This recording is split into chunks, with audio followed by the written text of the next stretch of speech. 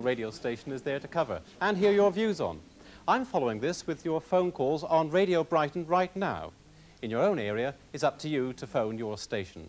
And since it's the last in the present series of Take the Mic, why not drop us a line with your suggestions?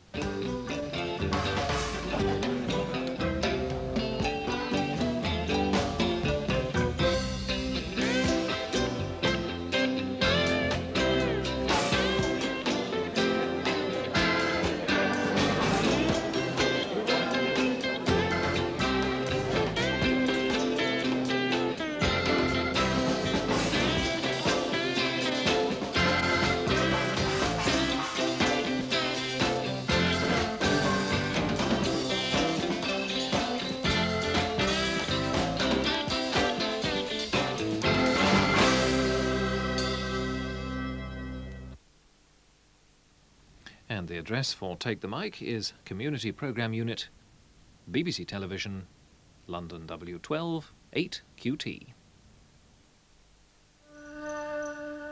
Tonight on BBC2, Lost Kings of the Desert, Professor Colin Renfrew examines the ruins of the mysterious city of Hatra, which stands in the desert of Iraq. Time has stood still here at Hatra, and it's a strange experience to walk among the great temples and stone-built monuments of this forgotten city way out in the desert.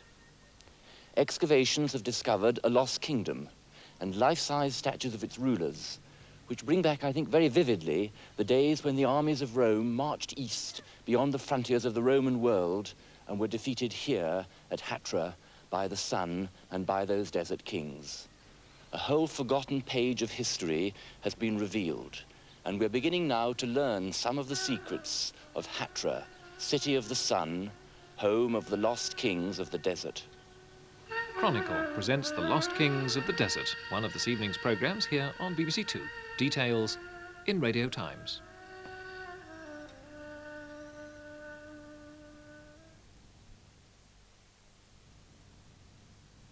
Now on 2, here's Michael Sullivan with the mid-evening news. The time, 7:25.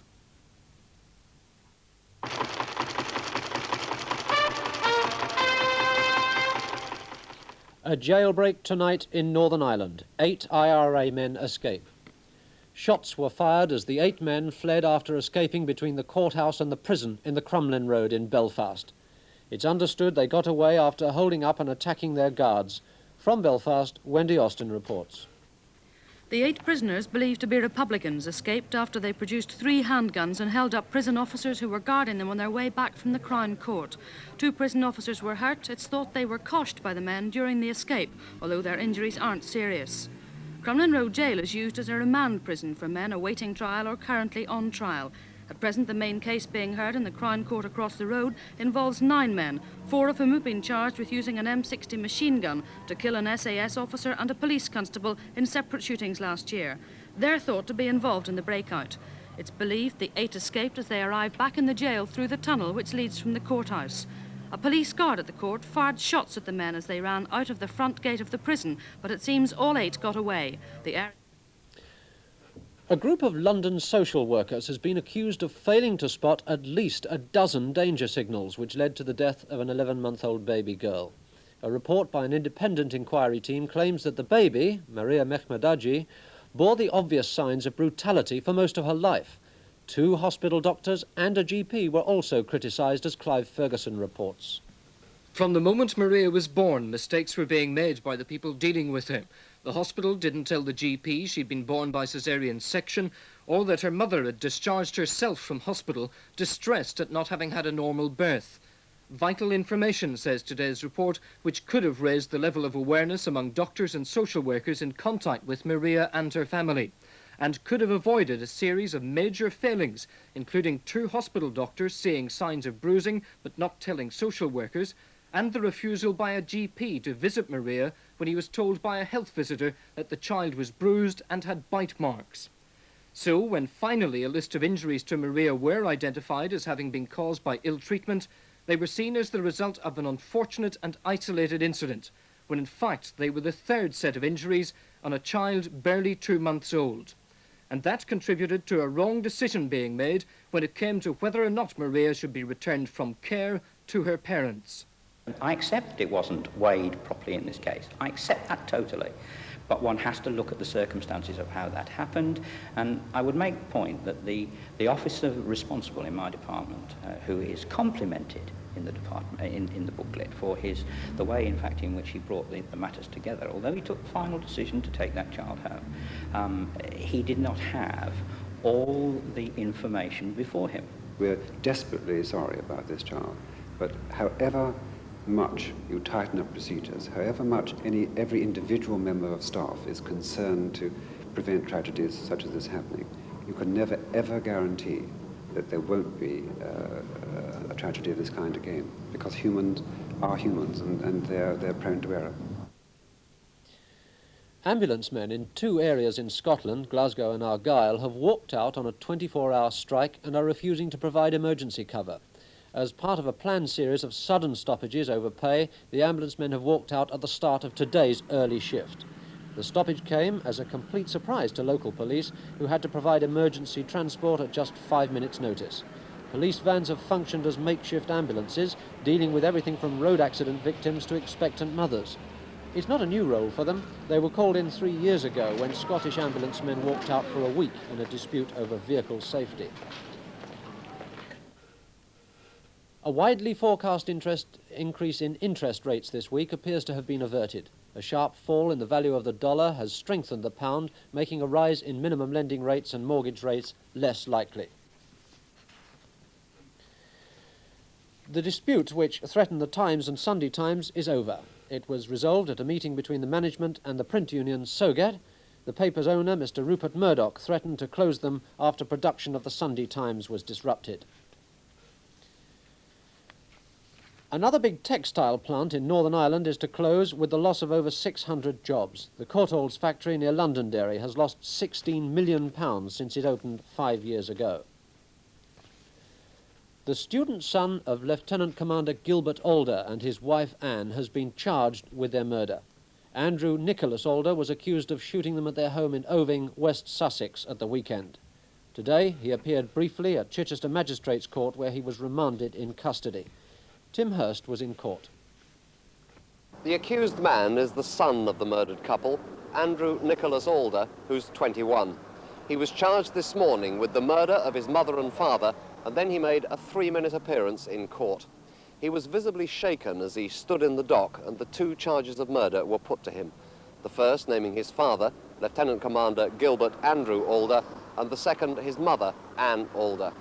The police opposed bail because of the gravity of the charges and because they said Andrew Alder's own life could be at risk.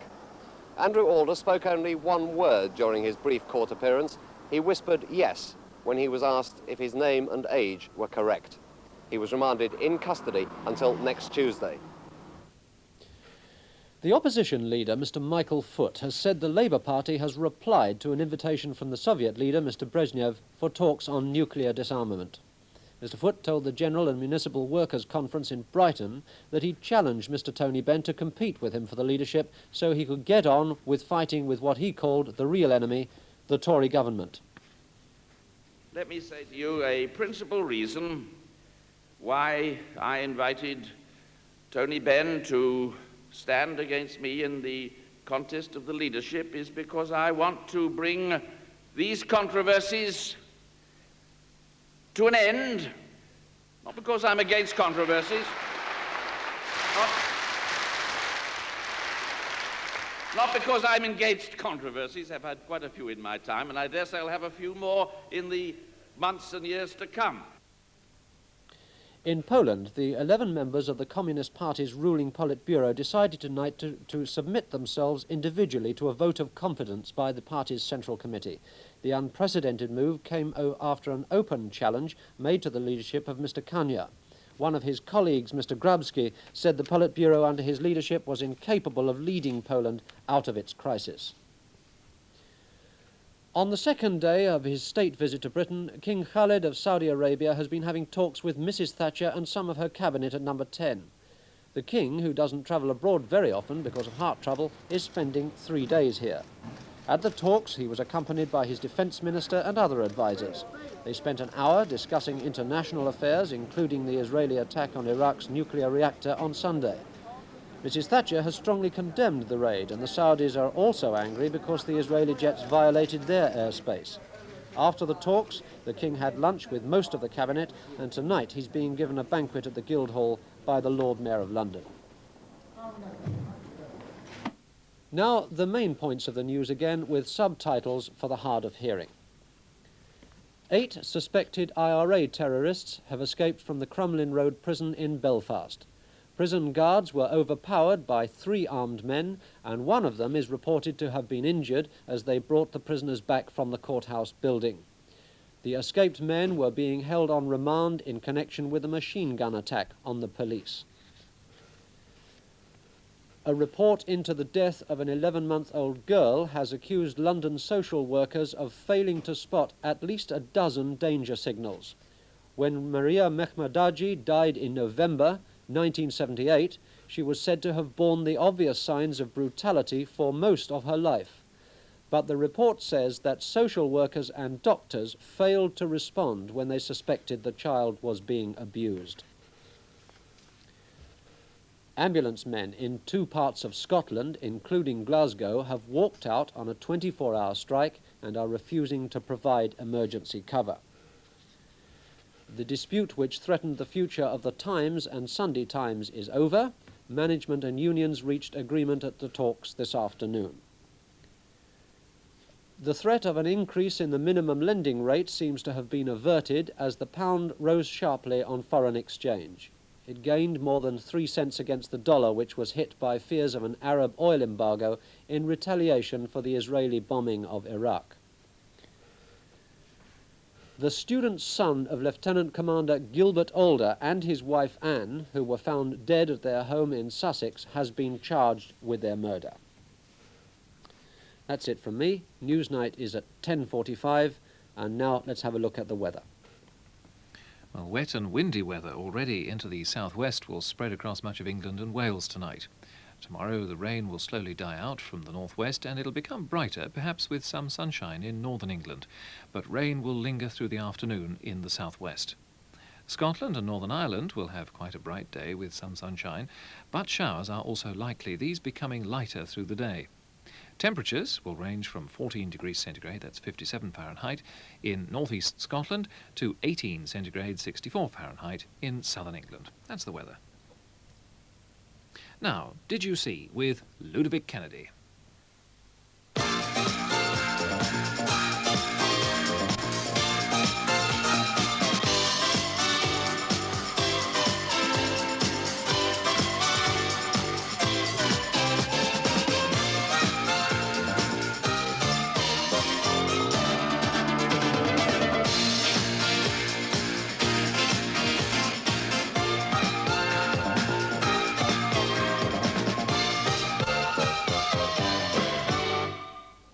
Hello. So until next week at 7:35, goodbye.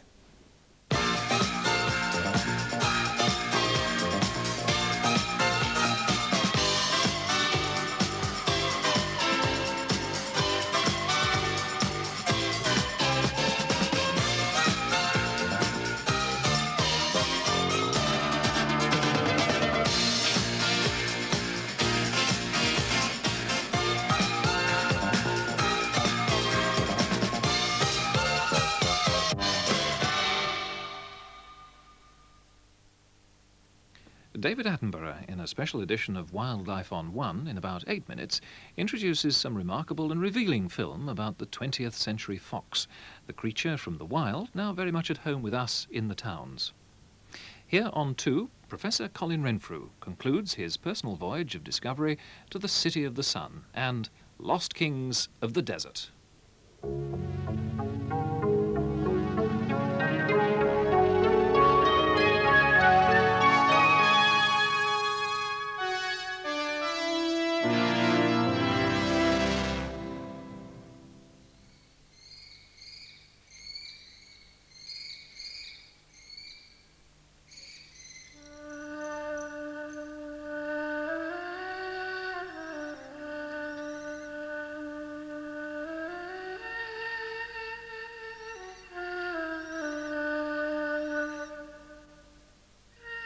The enigmatic ruins of Hatra lie hidden in the desert of Iraq.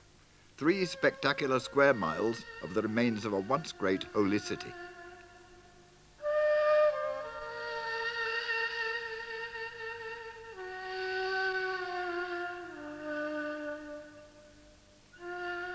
Professor Colin Renfrew has journeyed to these hollow halls to report the discovery of their unique people.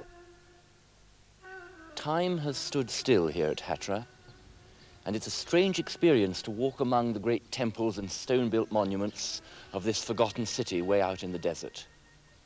Excavations have discovered a lost kingdom and life-size statues of its rulers, which bring back, I think, very vividly the days when the armies of Rome marched east beyond the frontiers of the Roman world and were defeated here at Hatra by the sun and by those desert kings. A whole forgotten page of history has been revealed, and we're beginning now to learn some of the secrets of Hatra, city of the sun, home of the lost kings of the desert.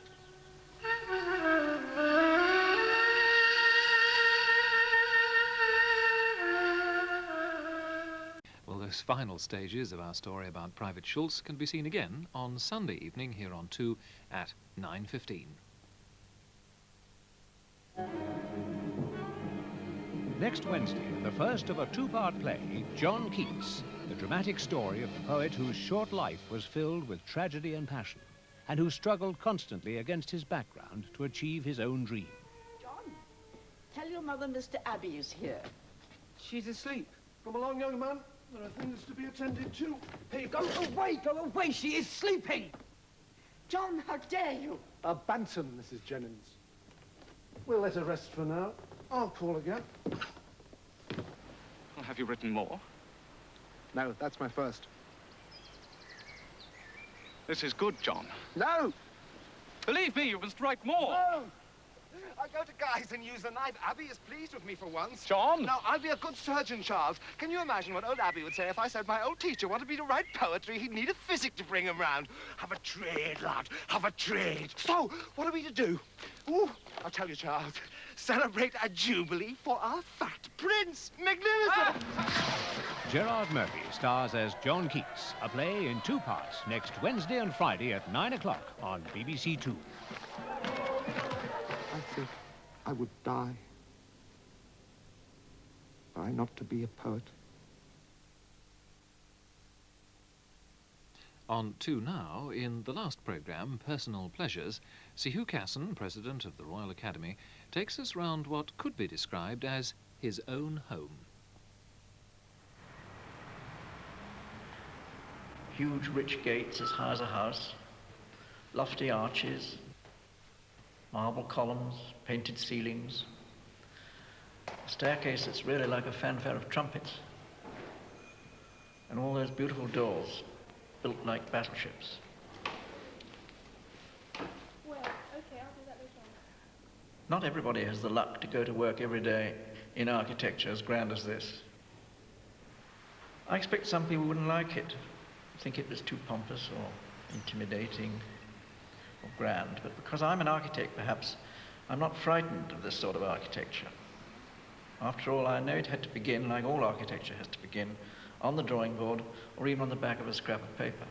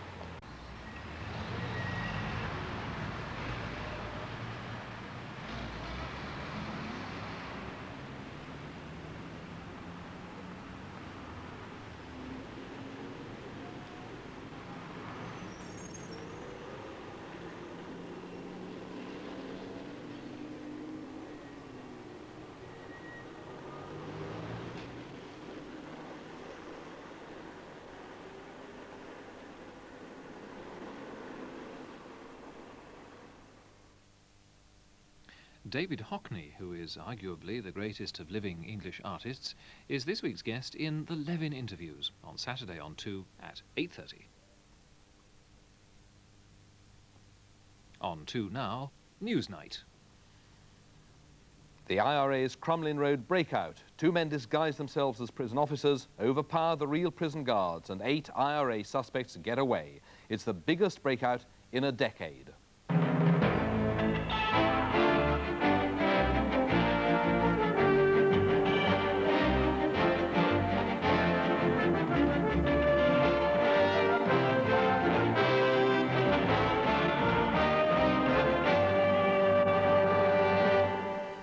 Good evening.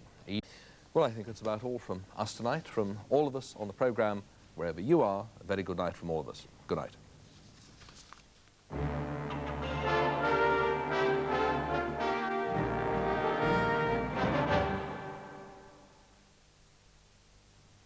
Tomorrow evening on BBC2 begins at 6:55 with a Tex Avery cartoon double bill.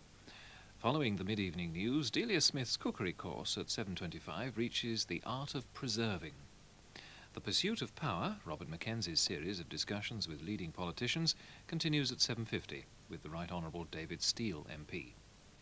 In the Battlefront series of feature films at 8:30, a rare chance to see a complete version of Lewis Milestone's Oscar-winning masterpiece from 1930, All Quiet on the Western Front. At 10:35, Consort of Music with Emma Kirkby and David Thomas, and at 10:45, Newsnight. Finally, there are highlights of the day's action in the Stella Artois International Grass Court Tennis Championships at 11:30. Well, that's Thursday evening here on 2. But now back to tonight's edition of The Pursuit of Power.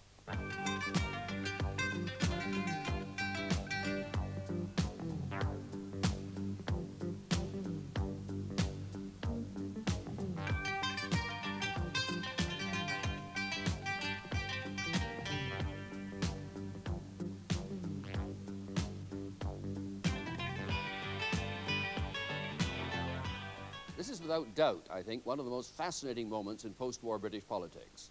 And in this series, we're talking to some of the key protagonists. We opened a month ago with Tony Benn. And last week, I spoke to Roy Hattersley about his view of the struggle for the Labour Party that lies ahead. But the opposition is so continuously in the headlines that we forget there's an important and imminent struggle over party ideology and power looming in the Conservative Party. My guest tonight is Norman St. John Stevens, whose family. Now, that is what I believe she should get out of the Let country. me ask you, finally, final area, a question about your personal affairs. There's been now some account in the paper saying that there's a movement to have you the next Speaker of the House. Alternatively, matters, what I call the holiness of the heart's affection.